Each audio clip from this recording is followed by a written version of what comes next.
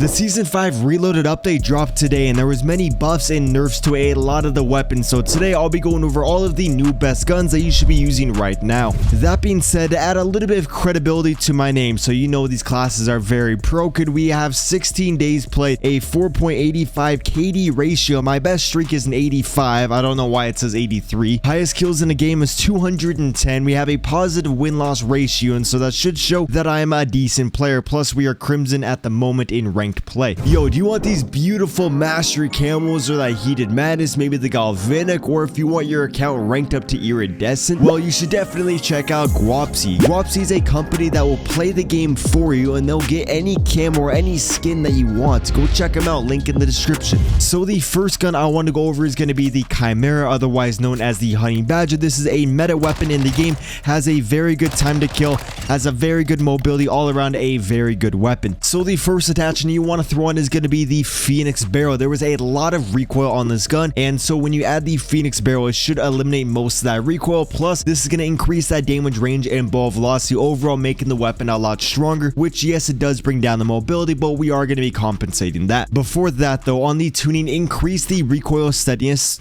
Why do you have to move? Max out that recoil steadiness bar. That is going to remove all the horizontal recoil on the weapon. And then for the bar on the bottom, because we're already getting a lot of damage range, go ahead and increase the ADS speed by negative 0.19 inches. For the next attachment, go over to the stock and throw on the M13C factory stock. This is a brand new attachment in the game, and this is basically going to make the Chimera just feel a little bit better, kind of mitigating the cons that we are getting with the barrel. And then yes, we are losing aiming idle stability, but we are going to be using a underbarrel that's going to compensate that. Before that though, go ahead and increase the ADS speed by negative 2.27 ounces, and then for the bar on the bottom, because we're already getting a lot of aim and idle stability with the underbarrel, increase the aim walking speed by negative 1.25 inches. Which the underbarrel we are going to be using is the Shark Fin 90. This is going to eliminate all the sway on the weapon, giving you more predictable recoil all around, making the weapon a lot easier to use, and there's no cons at all. Although if you do want a little bit more recoil control, then I would throw on the Commando foregrip, and if you want to maximize that recoil control, then I would throw on the Edge 47. But all around, I feel like most people should do well with the Shark Fin 90. And then for the tuning, increase that recoil stabilization by plus 0.39 ounces. That is going to severely reduce the horizontal recoil on the weapon. And then for the bar on the bottom, just max out the aim and idle stability. This next attachment is going to be the D37 grip. This is going to help eliminate a lot of the recoil without really having any cons. Yes, we are losing aiming stability, but you guys saw with the underbarrel, we're already getting a lot of that, and so this basically is going to give us a lot of recoil control with no cons. And then for the tuning on the D37 grip, increase that recoil steadiness by plus 0.42 ounces, furthermore reducing that horizontal recoil. And then for the bar on the bottom, to make this weapon feel a lot lighter, increase that sprint to fire speed by negative 0.32 inches. For this last attachment, it is a personal preference thing. For me on this build, I really like to run the VLK LZR 7 MW laser. This is just going to make the weapon feel very light, and then since we have that barrel on there, this thing has so much range, no recoil, and it has a lot of mobility. It's just, yes, the enemies can see your laser. So if you do not want to run a laser, you can run an optic. I would run the Chrono Mini Pro or the Slimline Pro. If you're on shipping, you might want to run the 45 round mag. If you want to go over to the ammo, you can throw on the overpressured rounds, tune that for more recoil steadiness and damage range. And then if you want to help eliminate a lot of the recoil, then I would go over to the barrel and throw on the Sock and Tread 40, tune that for the recoil stabilization and the gun kick control. But with all that said, if you guys do want a screenshot of the build, here you guys go. And then for my secondary, I am running the Akimbo P890. I really like this pistol. For sure, one of the most broken guns in the game. It is a 2-shot kill, and then if you're running the Akimbo, you can literally just one-tap everybody. Super broken. You guys gotta use it. And then for the tactical lethal perks and field upgrades, these are going to be the same on every single class. I never ever change these unless I'm on shipment. Then I will swap out the dead silence for the trophy system. For the next build I want to go over, this is going to be the ISO 45, which is one of the fastest, or if not the fastest killing SMG in the game, and then they just increase the damage range on it. So now this thing is actually so busted. That being said, there is a lot of recoil on the weapon. That is like the biggest downside of the weapon. So to compensate that, go over to the muzzle and throw on the Spiral Flash Hider. After you throw it on, go ahead and tune it for a little bit more ADS speed, just by negative 0.19 ounces. And then for the bar on the bottom, to reduce the vertical recoil on the weapon, increase that gun kick control by plus 0.18 inches. Now the weapon should should be a lot easier to use. But you are going to be flying through ammo, and so that's why I'm going to be running the 45-round mag just to compensate how you always run out of ammo with this weapon. There are so many engagements where I have to reload mid gunfight if I'm not running a mag, so I think this is a crucial must-use attachment on the ISO. This next attachment is going to be the Merc foregrip. This is going to furthermore help reduce the overall recoil on the weapon. And then for the tuning, go ahead and increase the hip walking speed by negative 0.35 ounces, and then for the bar on the bottom, just max out the hip fire accuracy bar. Overall, the tuning on the Merc doesn't really matter. This next attachment is going to be the SK3 Cheetah stock. At first, I didn't really like this stock because it hurt the weapon so much, but once you throw on that muzzle and the underbarrel, that eliminates all the recoil, so then you actually can get away with running this stock. And oh my days, yo, this stock increases the mobility so much and makes you just run around the map so much quicker, and you get into so many more engagements. Yes, it does bring down the recoil control, but with the other attachments you should be fine. Although if you are struggling to use this build, then I would throw on the demo fade tack. This is a great way to increase the mobility without really hurting the weapon at all. And then for the tuning on here, it is very simple. Just max out the ADS speed and the aim walking speed bars. For this last attachment, again, this is a personal preference thing. If you want to run a different attachment, this is going to be the one you swap out, but for me, I really like to run the VLK LZR7 MW laser. Again, this is just going to really make the weapon feel a lot better, and with this gun you should be in the enemy's face where they're not really going to see the laser that much. But if that does here before that, for the tuning, increase that sprint to fire speed by negative 0.26 ounces, then on the bar on the bottom, increase the ADS speed by negative 19.74 feet. Now the weapon should feel a lot lighter, although if you do want to use a different attachment, stay away from the barrels. I got a couple other good builds for this gun with the barrels, but for today I'm not going to show you guys any. For the optic, I would run the Chrono Mini Pro or the Slimline Pro. For the rear grip,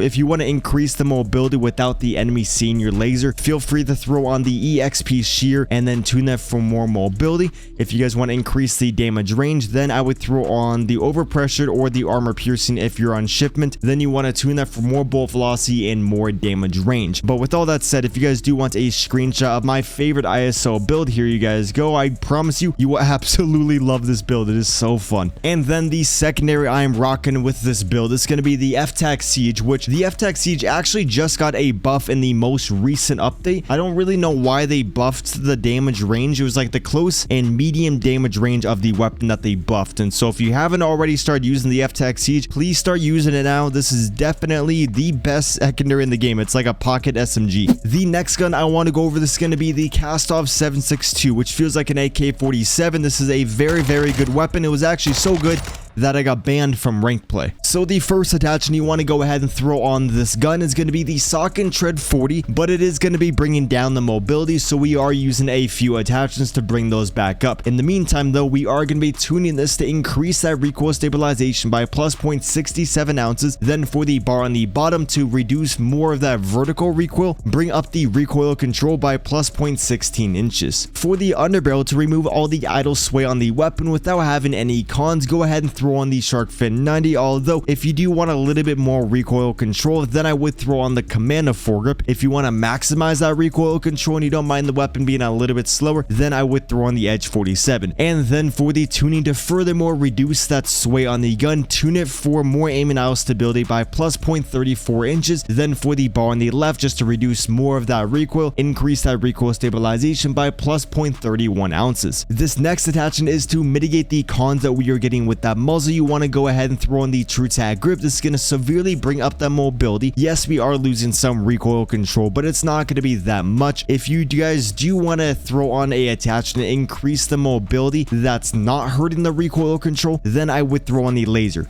It's just on this build, I don't really like to have the enemy see my laser. And then for the tuning, you want to go ahead and increase the ADS speed by negative 0.41 ounces, then tune the sprint to fire speed by negative 0.2 inches. So now the weapon should feel a lot lighter, especially when we go ahead and throw in the KASTOV Rama stock. This is just going to fine tune the weapon, making it a little bit better with basically having zero cons. And then for the tuning, it doesn't matter whichever stock you are using, you want to tune them both the same way. Bring up the aim walking speed by negative 1.7 inches, then tune it for more ADS speed by negative 3.35 ounces. Now the weapon should feel actually a lot lighter. This next attachment is going to be the Chrono Mini Pro, although I don't always run a sight on the weapon, so if you do want to run a different different attachment, this is going to be the one that you swap out. Before that though, you want to tune it to make it farther away, reducing more of that visual recoil, and then to make the weapon a little bit easier to use, like easier to stay on target, tune it for more flinch resistance by plus 2.03 ounces. So now the weapon should just all around be very balanced. If you guys do want to run a laser, I would take off the true tag grip and add the laser, or you could take off the optic and add a laser. I would not run a barrel. For the ammo, I would run the same ammo that I recommended on the other builds, throw on the overpressured or the armor piercing. High velocity is good too. For all these, just tune them for more ball velocity and more damage range. And then if you are running a magazine, for me, I would usually take off the optic and then throw on a 40 round mag. With all that said though, if you guys do want a screenshot of my favorite KASTOV build, here you guys go. And then the secondary that we are rocking is going to be the X13. I still think the FTAC Siege is a lot better, but I do like to mix things up, and this build right here is a very fun one to use. It honestly feels like a lighter version of the FTAC Siege. It's just the FTAC Siege does feel a little bit stronger and just overall a little bit easier to use. And then for the tuning on here, there you guys go. I hope you guys do like the build. This next build is called the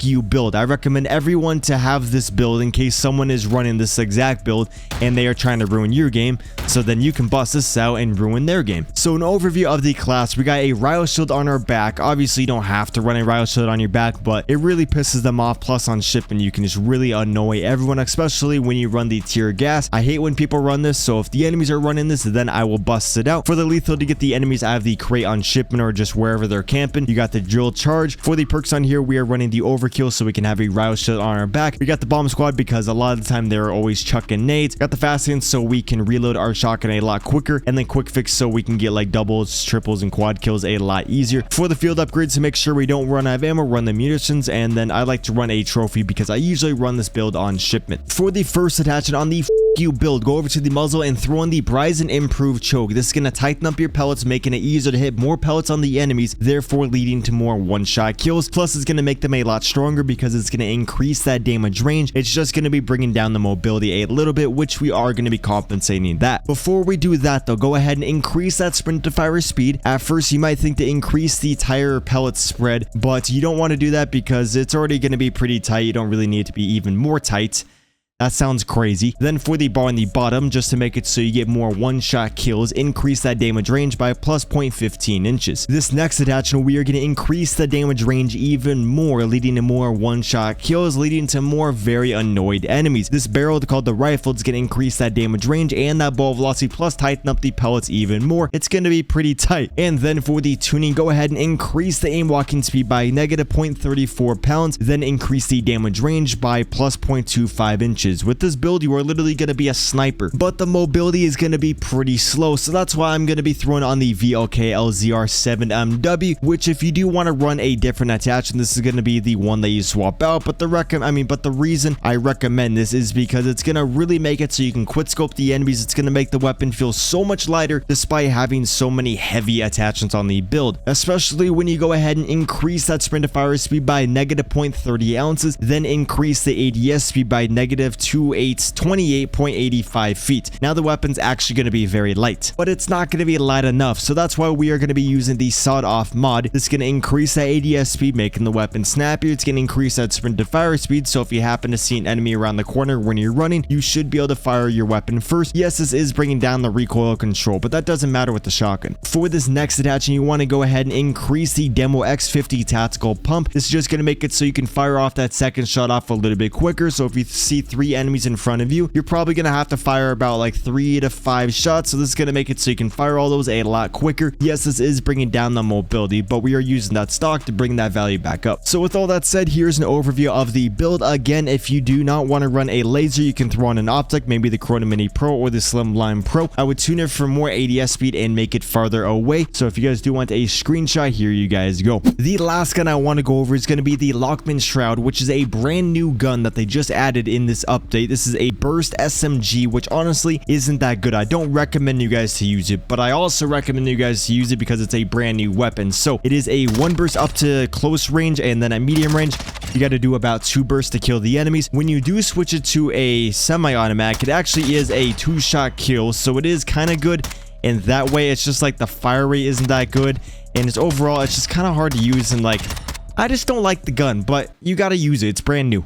So the build we are rocking, we are not going to be running a barrel. I just want to show you guys the 2 barrels that this gun comes with. So you can have the Dark Star, which is going to increase the mobility a lot, but it's going to kill the range of the weapon, so don't use this. And then you got the grapple, which is going to make it a lot stronger, but then it's going to kill the mobility, so don't run this barrel either. One thing that's annoying is that you can't run any of these barrels on the original LACHMANN sub. I was really hoping we could do that. With all that said though, for the first attachment, I recommend you guys to add the Shark Fin 90, just because with this build, we're not going to really have any cons, so we're just going to make it a little bit better, which a great way to do so is by adding the Shark Fin 90. Because I don't have this gun maxed, I can't give you guys the tuning, but the tuning I would apply is an increase to the aim and idle stability and increase that recoil stabilization. Say you do want a little bit more recoil control though, then I would add the phase 3 grip. For the next attachment, I recommend you guys to throw on the 9mm sub OP rounds. The reason I like to run the overpressured rounds on this build is because this is a burst weapon or a semi-automatic weapon. Whenever you hit the enemies with these rounds, they are going to flinch more, making it harder for them to hit you. So if you do need to get a second burst off, it's going to be a lot easier too, although you don't really need these. So if you want to run an optic or something, you can swap out this attachment for that new attachment. Also, for the tuning on here, tune it for more damage range and more ball velocity, just like we did all the other ammo types. For the next attachment, obviously you don't really need to run a 40 round mag, but I found that I wasn't really hurting the mobility that much, and I just didn't have to worry about reloading as much, and so I really like to run the 40 round mag. This next attachment is going to be the LACHMANN TCG10. Overall, you don't really need this, but since there's not really any cons, I just went ahead and threw it on. It's going to actually remove a lot of the recoil on the weapon, making it so it's pretty easy to use it up to medium range. Yes, it is bringing down the aiming stability, but that's why we are running the Shark Fin 90 as our under barrel. And then for the tuning on here, tune it for more ADS speed and more sprint to fire speed. And for the last attachment, go ahead and throw on the FT mobile stock. This is just going to make it so you can find the enemies a lot quicker. You have a snappier ADS speed, you're going to have a faster strafe speed, so all around making the weapon a little bit better. But yes, it is bringing down that recoil control, but you guys will see when you are using this build, there is basically no recoil on the weapon. And again, if you do want more recoil control for your build, just throw on the phase 3 grip. And then the secondary I am running with this build is the brand new 9mm Damon pistol. So I got you guys a single version and then a akimbo version. You don't have to run a sight, I just threw on a sight in case anybody wants to use a sight.